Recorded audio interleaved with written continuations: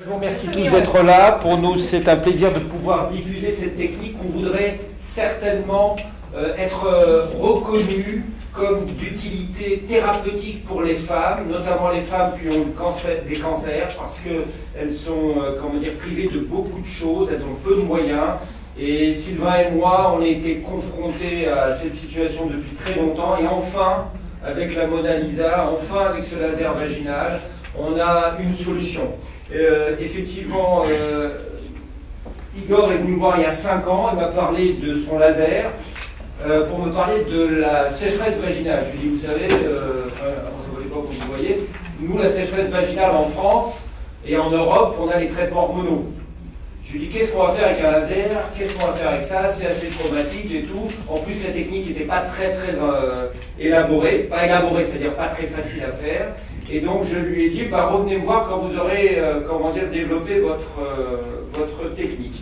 Et en fin de compte, en réfléchissant, on s'était dit, mais il y a tellement de femmes qui souffrent, pas uniquement sexuellement, parce que là on parle de la sexualité, mais il n'y a pas que la sexualité, c'est le bien-être, c'est le confort, c'est leur intimité, c'est tous les signes qu'elles peuvent avoir. Et donc toutes ces femmes qui ne peuvent pas prendre de traitement parce qu'elles ont eu une contre-indication, notamment un cancer, le plus souvent, ou alors qu'elles n'ont jamais pu prendre de traitement hormonal sans avoir eu de cancer, qu'est-ce qu'on peut leur offrir? Ce qu'on leur offre actuellement, c'est pas grand-chose.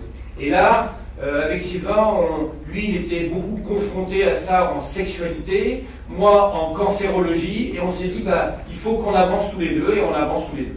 Donc, ils sont revenus en 2013 me voir, avec une nouvelle technique, avec une nouvelle approche, une nouvelle pièce à main. Je suis tout de suite allé à Milan. Oui, c'est à Milan, hein. À Milan. Et j'ai vu 5 patientes traitées par le professeur Salvatore qui faisait des patientes en direct. J'ai interrogé les patientes, j'ai vu la technique, j'ai vu le confort qu'elles avaient, et là j'ai dit banco, il faut y aller.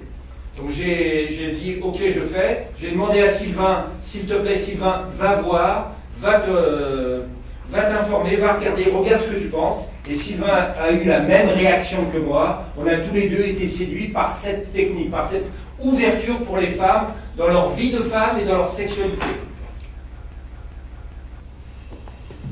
Donc je laisse la parole à Sylvain, qui est mon compère, on est les deux compères. Hein.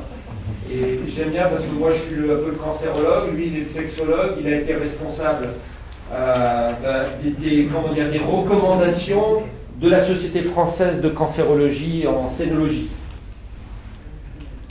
La proposition de solution, c'est qu'il y ait cette bonne trophinicité qui va favoriser la lubrification, mais qui n'est pas la lubrification.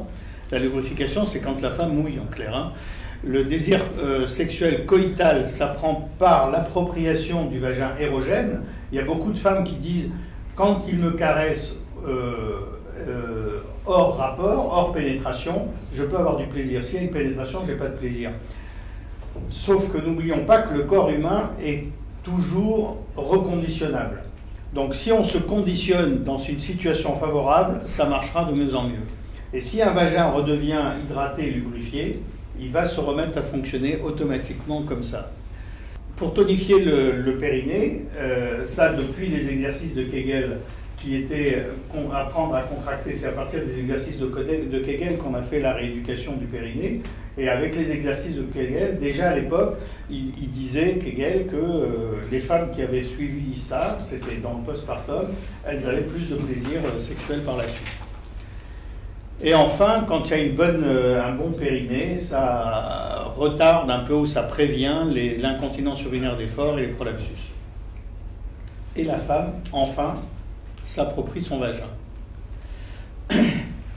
Alors, il faut aussi apprendre à la femme à relâcher son périnée pour faciliter la pénétration et enfin diminuer le tonus musculaire pour permettre la diffusion de plaisir, en fait, de l'excitation sexuelle.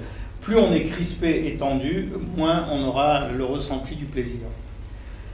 Et tout ceci, en fait, dans une consultation gynécologique, tout venant, c'est le lieu privilégié pour découvrir cela, si tant est que le médecin s'en préoccupe. Et c'est tout le jeu quand on a présenté, il y avait le congrès de gynécopratique la semaine dernière, et au congrès de gynécopratique, on a montré ça aux gynécologues, qui pour la plupart d'entre eux découvraient ce monde. Et pour ma part, ça fait longtemps que j'essaye de faire en sorte que mes collègues soient au courant de ce qu'il peut y avoir et comment ils pourraient aider leurs propres patients.